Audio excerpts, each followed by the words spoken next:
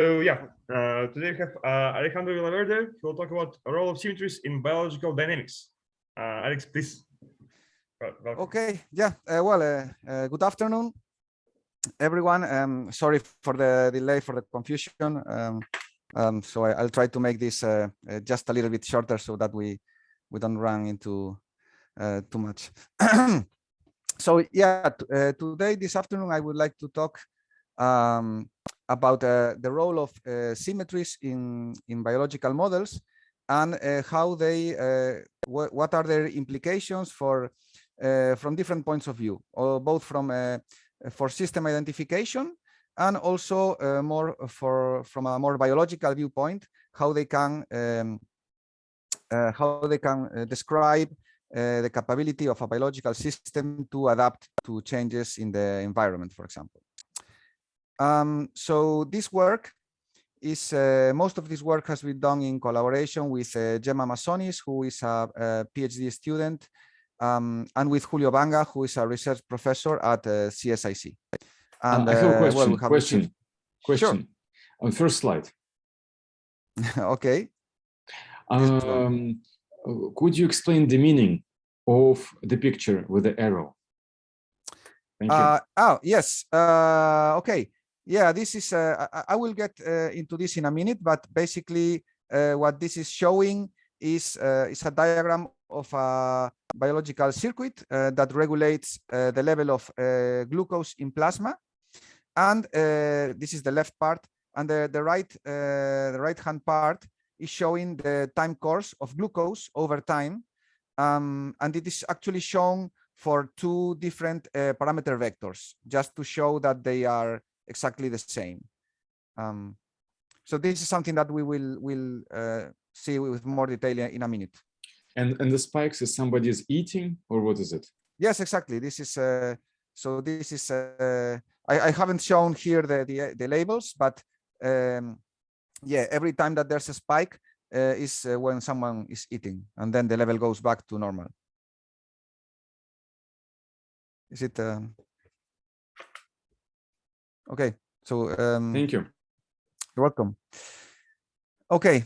Yeah. So yeah, I was just mentioning our sponsors. These are our currently active projects, and so we all know that we are familiar with finding symmetries in biology. They are everywhere. There are different types of symmetries, and we can think of this, or we typically think of them as morphological symmetries in the shapes of organisms and so on. But these are not the type of symmetries that we are going to discuss today. Instead, we're going to focus on symmetries in the behavior of a system, of a biological system. So this is just a very trivial illustration. This image here represents a biological entity. It can be an organism or part of an organism. And it has two external inputs, A and B, and the response of the system is exactly the same. The response of the system to one or other input is exactly the same. So this is reflected. This is captured in the equations of the model. So here we have an ODE, an ordinary differential equation, that is describing the evolution of the state vector of the model, and we can see that we can exchange A and B, and the result is exactly the same. This is a trivial example just to give a rough idea of what we are talking about. So I'm going to talk about the symmetries from three different points of view, which are related. The first one is how these symmetries in a model can describe the ability of the system that they to adapt to changes in general.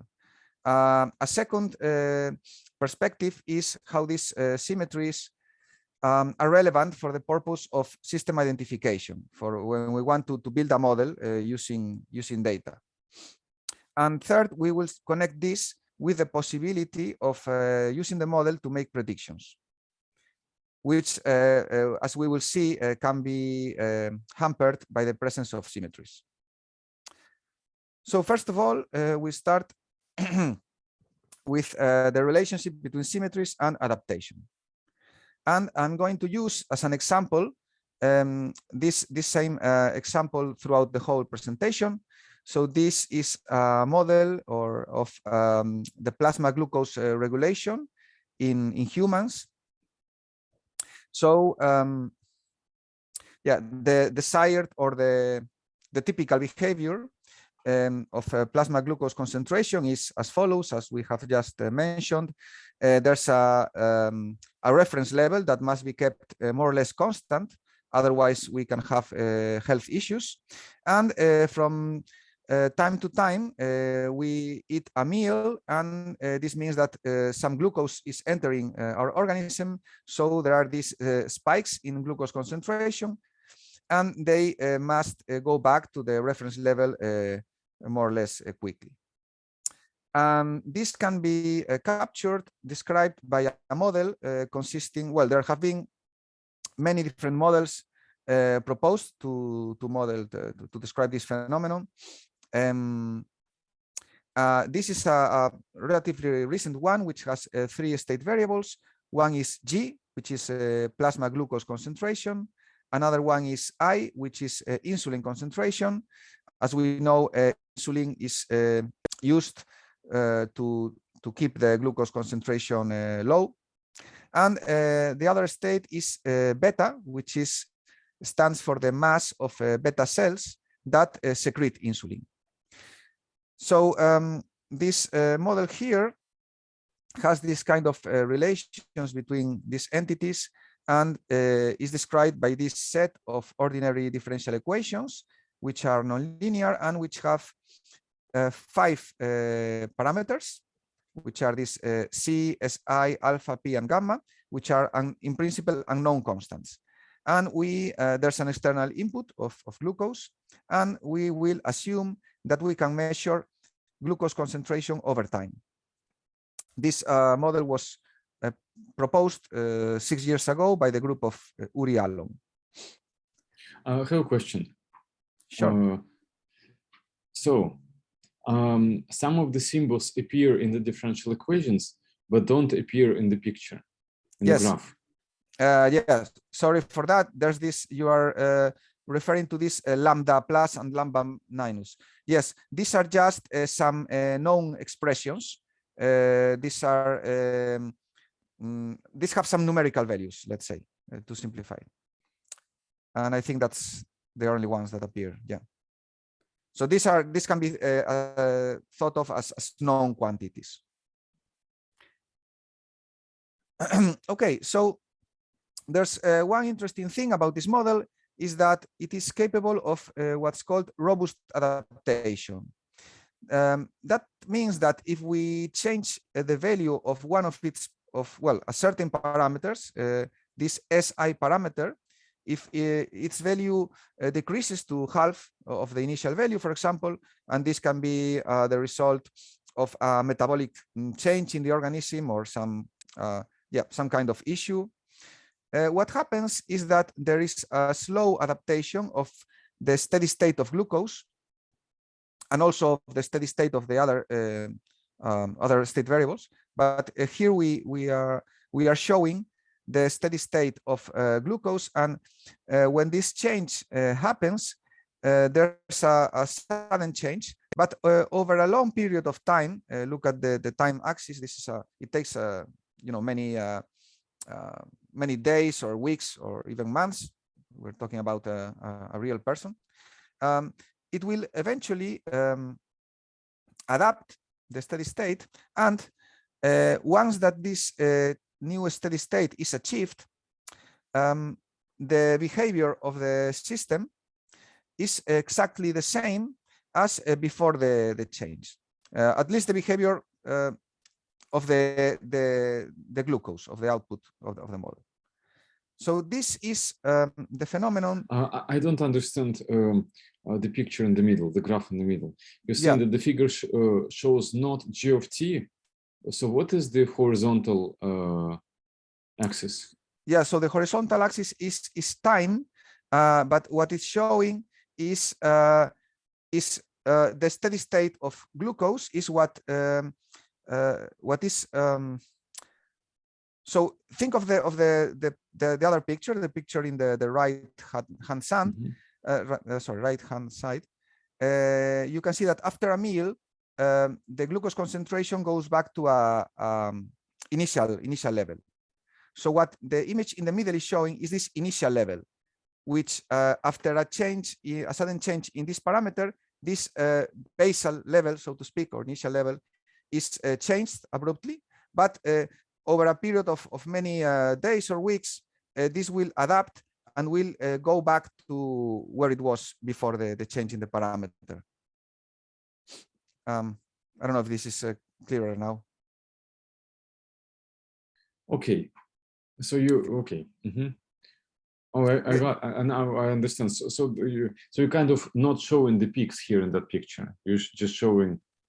Yeah, yeah, exactly. So it's a bit, it can be a bit confusing because these two figures look these two plots look very similar, but they're showing the different thing, slightly different thing. But this particular behavior is what was called dynamical compensation in the paper that I mentioned before, that introduced this model. And how can this be achieved? Well, it turns out that this dynamical compensation property, or DC, is a particular case of a broader property or more general property called fold change detection, which was also presented a few years earlier by Uri Alon in collaboration with Eduardo Sontag. And basically, it consists, what this FCD property means is that you have a system with an input and the input changes, the response of the system will be the same to two step inputs with the same fold change. This is shown in this block in the right part of the slide. And this is sorry. And this is basically what there is. What's happening there is a scaling symmetry. This is a scaling symmetry. There are several mechanisms that have been found to provide this FCD fold change property, and they involve some either feedback or feed-forward loops. So, for example, in our if we look at our model, we look at this green path, we can see that from the external input U, there's a direct straight arrow to G, to the output. And also there's a more indirect path that goes through beta and insulin. And finally, it goes through this SI parameter and inhibits the glucose, right? So this is a bit, not exactly the same, but it's a bit like this incoherent feed-forward loop that it's shown in panel A. Now there's these other architectures, this nonlinear integral feedback loop, for example, and they have these equations. So as you can see by looking at the diagram of the model, we cannot have a clear idea if it's going to have this this FCD property or not. So we have to look at the model equations. Hello? Excuse me. What does the perpendicular sign symbol mean? The perpendicular, instead of an arrow, it means inhibition, means that it decreases the concentration in this case. Okay, so thank you. So let's have a look at the equations. We will consider ordinary differential equation models, which are usually nonlinear, and they will have a vector of states, a vector of parameters, which are in principle unknown, and also a vector of known inputs, and potentially also of unknown inputs, which can be thought of as disturbances. Sorry. And with some abuse of notation, we can lump together all these variables into like an extended state vector called X, and we will have the simplified representation of the right hand.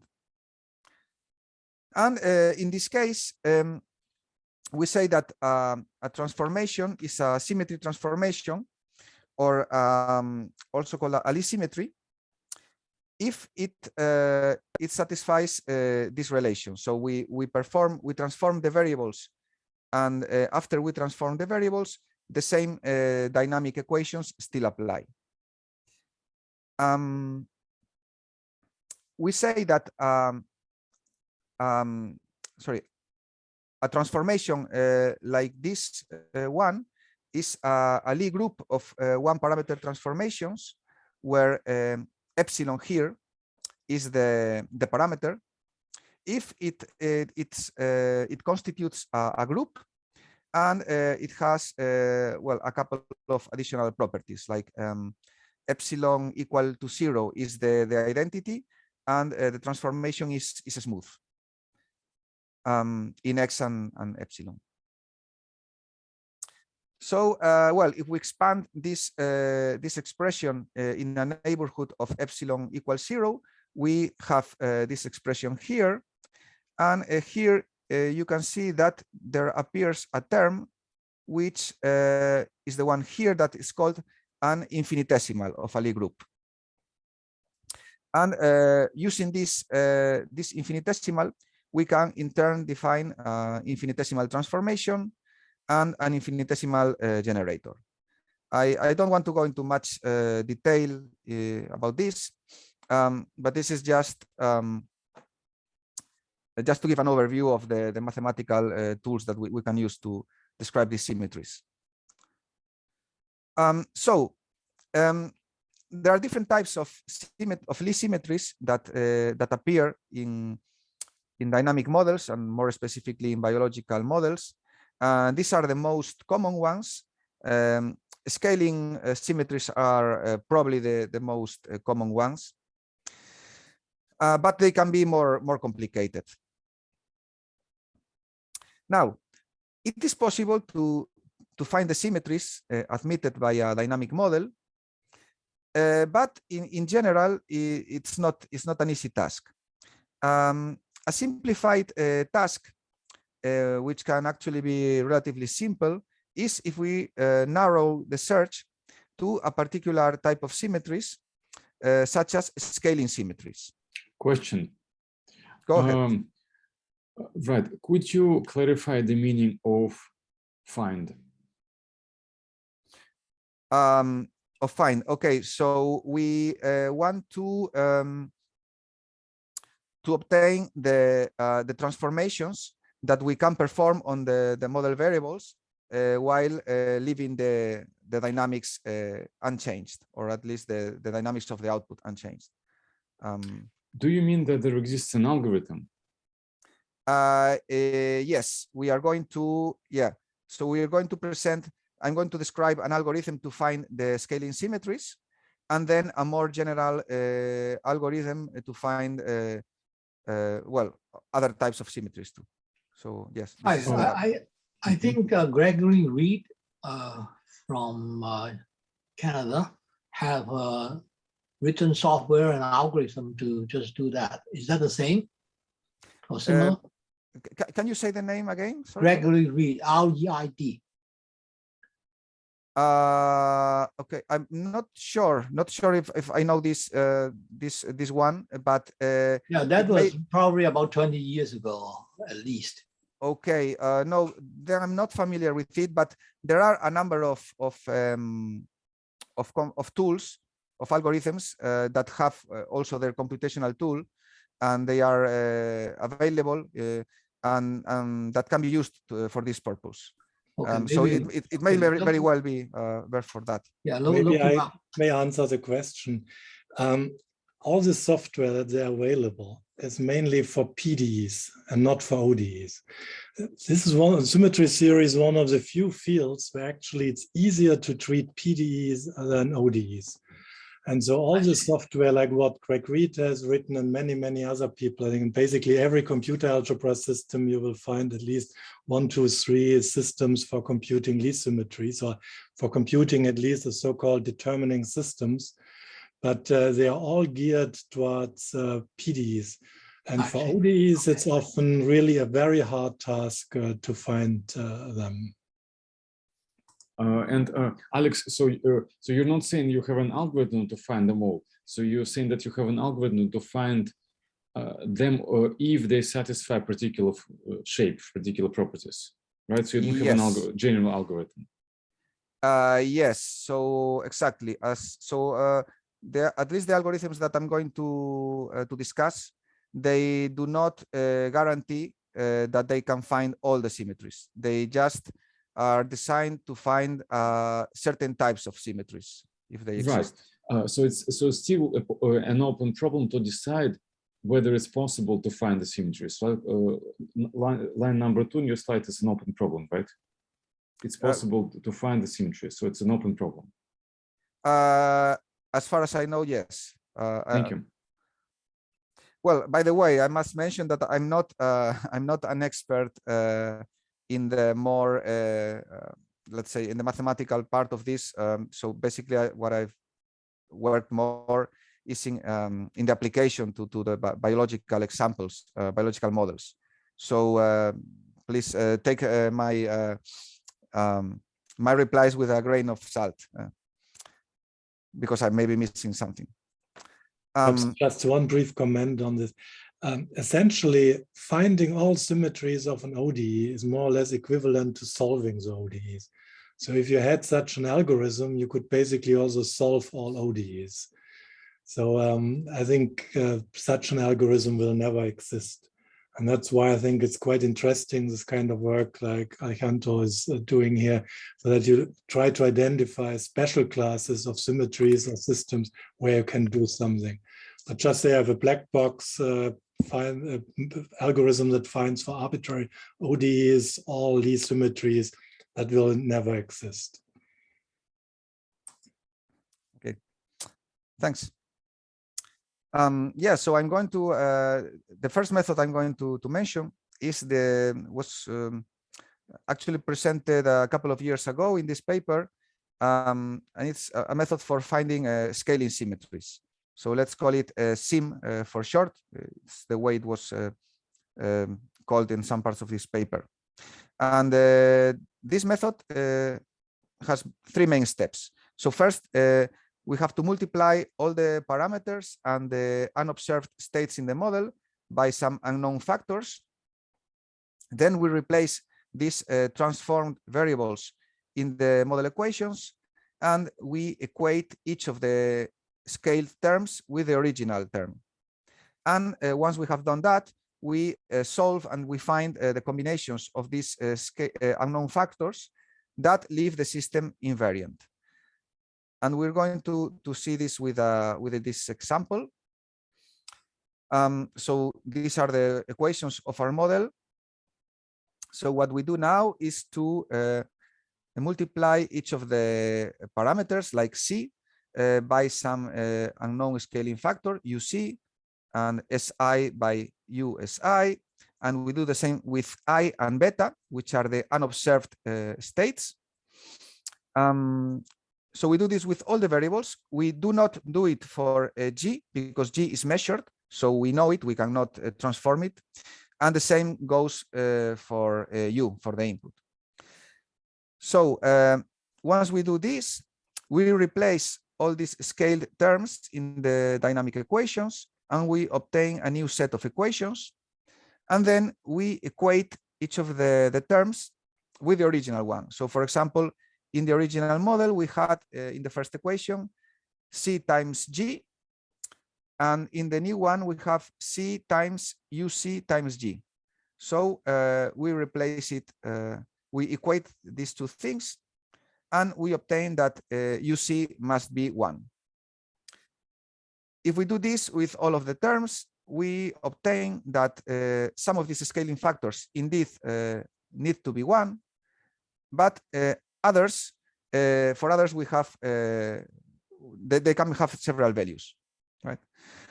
So these are the results. So we know that for C, for gamma, and for alpha, they are not involved in any Lie symmetries, but SI I, P, and beta are involved in some scaling symmetries. Okay, and this is consistent with what we saw, that the SI parameter could be scaled, and eventually the behavior of the model was the same. So this is a way for finding scaling symmetries, and as we have seen, it's pretty easy. It can be done by hand, even for models of some moderate size. Now, if we want to search for higher order symmetries, this is more difficult, and it has to be done computationally.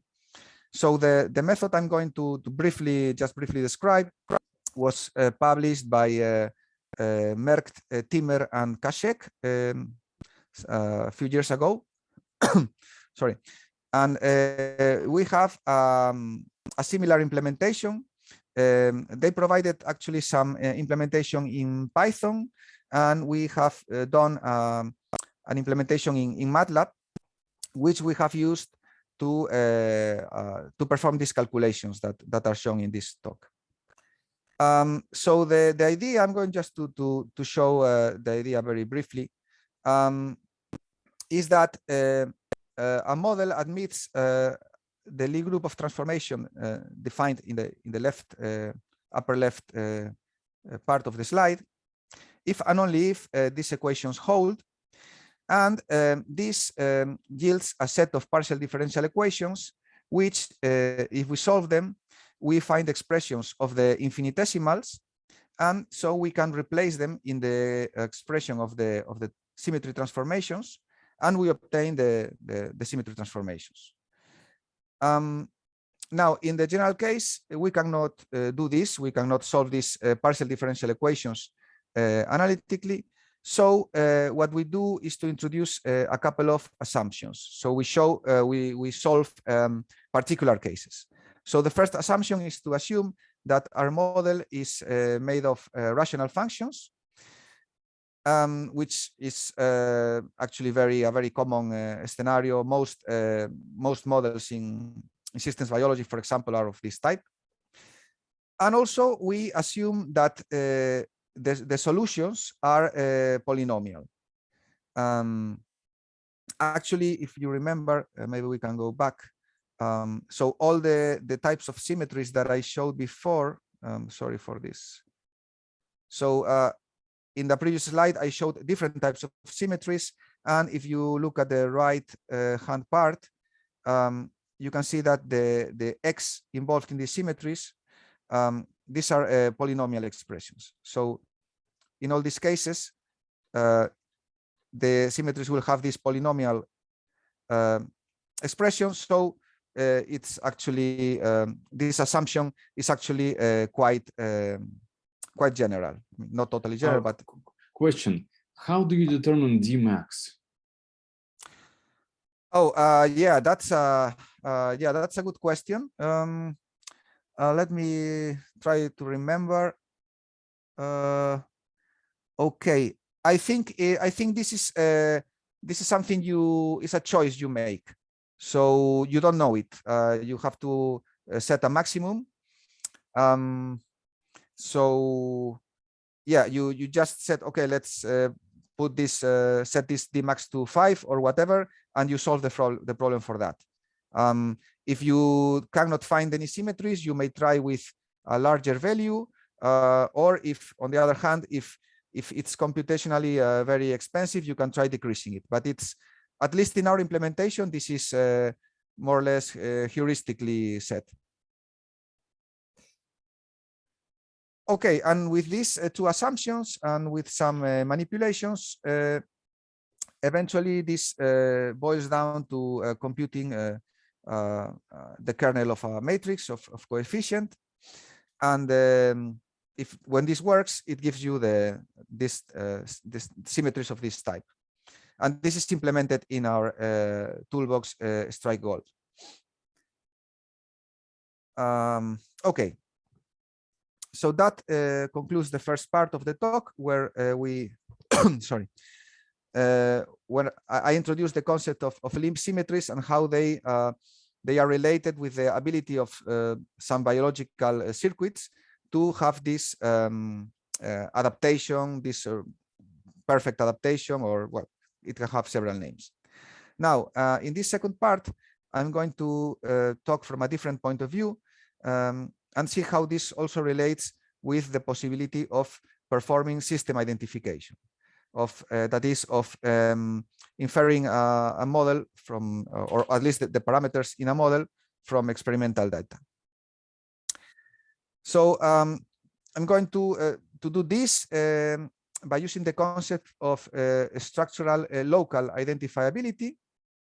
Broadly speaking, a parameter is structurally locally identifiable, or SLI, if it is theoretically, in principle, possible to determine its value by observing, by measuring the model output.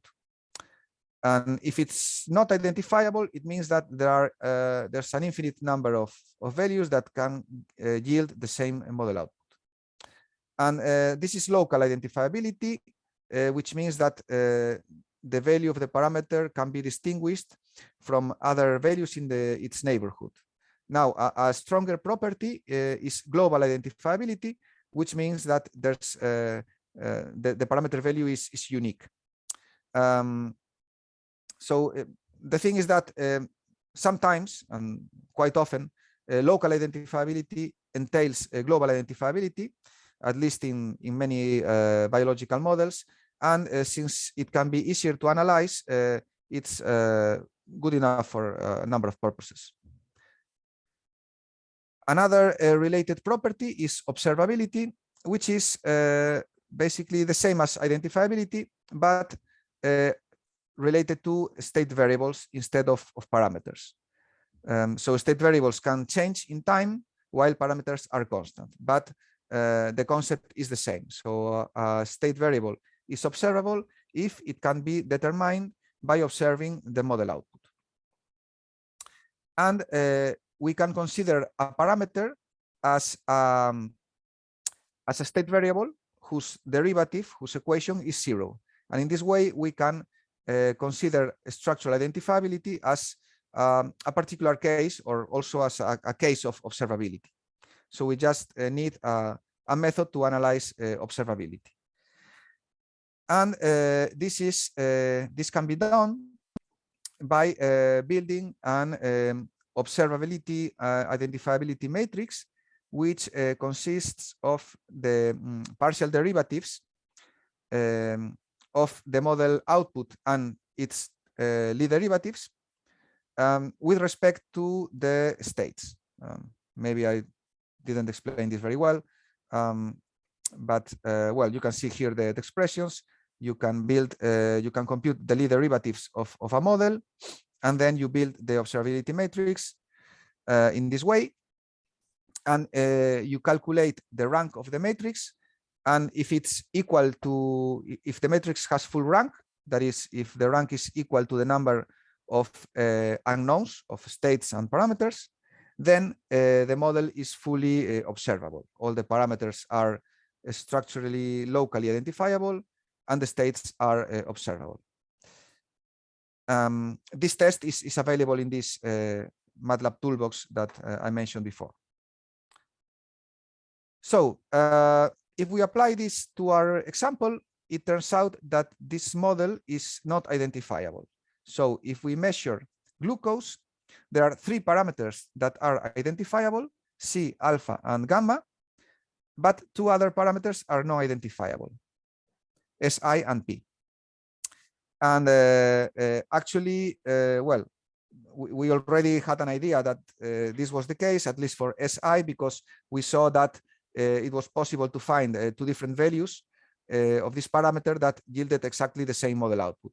So if we were given this time course of the output, we couldn't tell which value is the right one. Okay, so we have seen that this model is not identifiable, and also that it has this dynamical compensation property. Does this mean that dynamical compensation entails non-identifiability?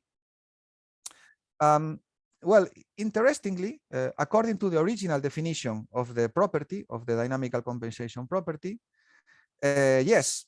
So the definition that you can read here is taken exactly from the paper, and as you can see, basically it says that dynamical compensation means that a parameter is structurally non-identifiable, basically, although they don't use these words.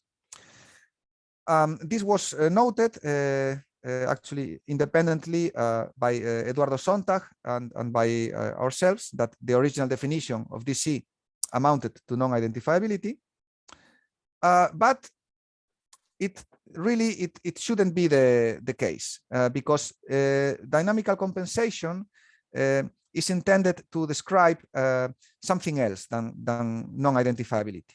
So non-identifiability is a modeling property, and dynamical compensation is more, let's say, a systemic behavior property.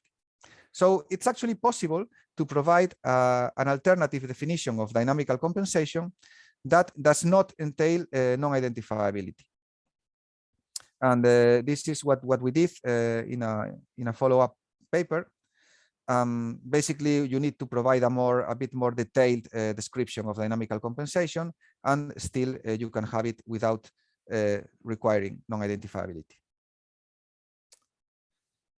On the other hand, we have seen that Lie symmetries are necessary for dynamical compensation, and dynamical compensation is a bit similar to non-identifiability. So is there a link between symmetries and non-identifiability?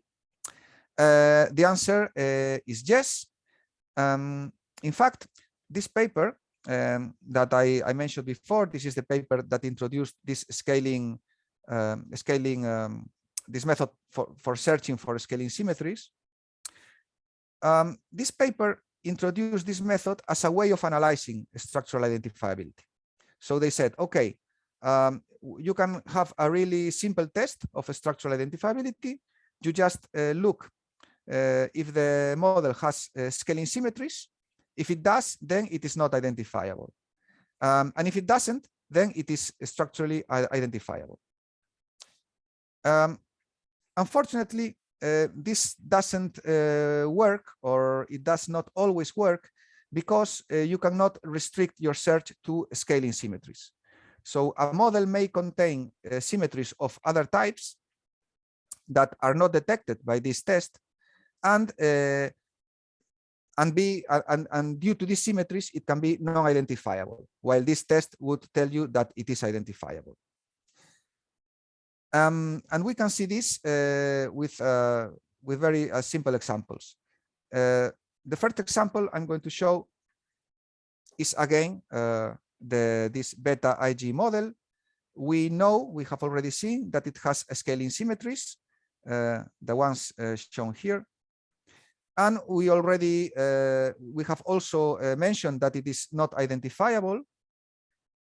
And in this case, actually, this is the whole story. So this model only, well, as far as we know, only contains scaling symmetries. It may have other much more complex symmetries, but as far as we know, it has scaling symmetries that are the cause of non-identifiability of the parameters that are involved in them, and also of non-observability of beta and insulin. Okay, so for this model, this method works. But if you look, for example, at the Fitzhugh-Nagumo model, which I'm using as a counterexample, this is a classical model that of a nonlinear model that is capable of oscillations. And this model does not have any scaling symmetries. However, it does have symmetries of a different type. And due to these symmetries, it is not identifiable nor observable. So we can use this symmetry analysis to obtain some information about identifiability, but we have to be careful. Basically, if it's actually quite useful or to perform a scaling symmetries analysis, because it's easy and you can do it by hand for many models. And if you find scaling symmetries, you already know that the model is not identifiable. But the opposite is not true. If you don't find them, it doesn't mean that the model is identifiable. Okay, and this concludes the second part. And now I'm going to connect in the last part the presence of symmetries with the ability of the model to make predictions. Actually, this connection has already been made, because I'm going to talk about predictions that consist of time courses of unmeasured state variables. And this is, we have already introduced the concept of observability to describe this possibility. Going back to our example, we have seen that this model is not observable. So if we measure glucose, the other two states, this is beta and insulin, are not observable. So yeah, this is due to the fact, to the presence of these symmetries here. And we can see what happens. Actually, this is as we mentioned before, this is the time course of glucose over for two different values of one parameter, and starting from two different initial conditions. And while the time course of glucose is the same, for insulin, the curves are very different. So this means that using this model, we cannot monitor the concentration of insulin. We cannot make predictions about it. And this can be relevant in applications because imagine that we want to build artificial pancreas. Sorry, this is a device that is it's used that people that have diabetes can use, and it automatically injects insulin into the body. And typically, or it's very common that these devices use model predictive control strategy, which means that in order to calculate the amount of insulin that is injected, to calculate the control action, you need not only the measurements of the output, that is of glucose, but also you need to know the internal state of the system. You need to know also insulin and the beta cells mass. And if you use this model, you can have a very wildly wrong prediction of the value of insulin, which means that you would have you would produce an incorrect control action. So what can you do? Well, you should just one small remark. So we're kind of running out of time. So I mean, it'd be good if we can okay. Wrap up in like 5 okay. minutes. Okay, I will finish in a couple of minutes. Yeah. Okay, so yeah. So basically, what we can do, the good solution is to find a reparametrization of the model that is observable and identifiable, and at the same time it preserves the meaning of the variable of interest, in this case insulin. And so this can be done. We have recently presented a tool that's called AutoRepar, which is capable or sometimes capable of doing this. AutoRepar is again, it is included in this Strike Gold toolbox, and I'm going to illustrate its use with the same example with the beta AG model. So actually, you can find several reparametrizations of it, which are identifiable and observable. So this reparametrization here, which is obtained with these transformations, is fully observable and identifiable. However, it requires transforming the insulin variable. So you have a new variable that is observable, but it is not the one that you want to know. So this is actually no good. But you can find another reparametrization that actually can leave insulin unchanged. And if you use this model, this new reparametrized model, you can actually infer the insulin concentration from data. So here, what I'm showing here is results of a state and parameter estimation. So here we are measuring only glucose, and we can recover very well the values of the remaining unknowns in the model. And that's it. Just to conclude, I wanted to show that morphological symmetries are very common in biology, and there are also these dynamical symmetries that are related to adaptation, identification, and prediction. And they can be analyzed using a differential geometry approach. There are some computational implementations of algorithms to find some of these symmetries. And well, I think there's lots of possible future work, like finding this kind of properties in biological processes, finding all or more mechanisms that can provide them, compare the advantages of each mechanism. I think the application of these ideas to synthetic biology can be very interesting.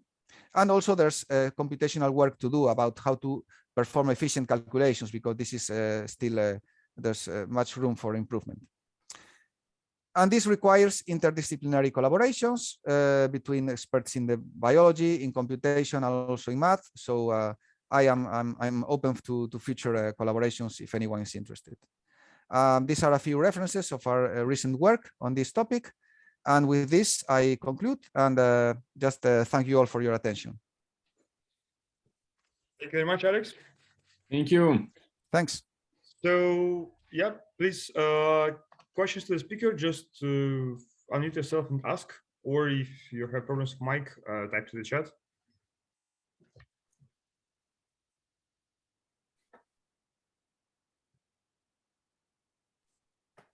So you mentioned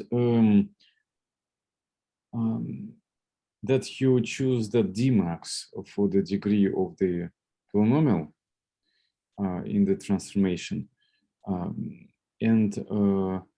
So you mentioned that sometimes you just lower it because it's too slow. What is typically too slow? And what are the examples of degrees that don't work and begin working? I really, I cannot say from the top of my head.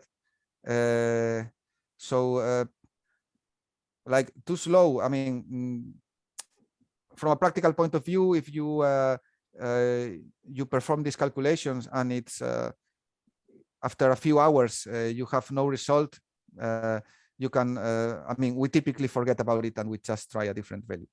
But actually, if anyone is interested in these details, the one that is much more familiar is Gemma Massonis, who I mentioned earlier in the talk, in the second slide, because she implemented this, and she performed most of the calculations of the example. So she can probably feel free to ask her, because she will probably can reply much better than I. Thank you. Yeah, other short questions. So maybe for more technical, we can leave them for after breakout rooms.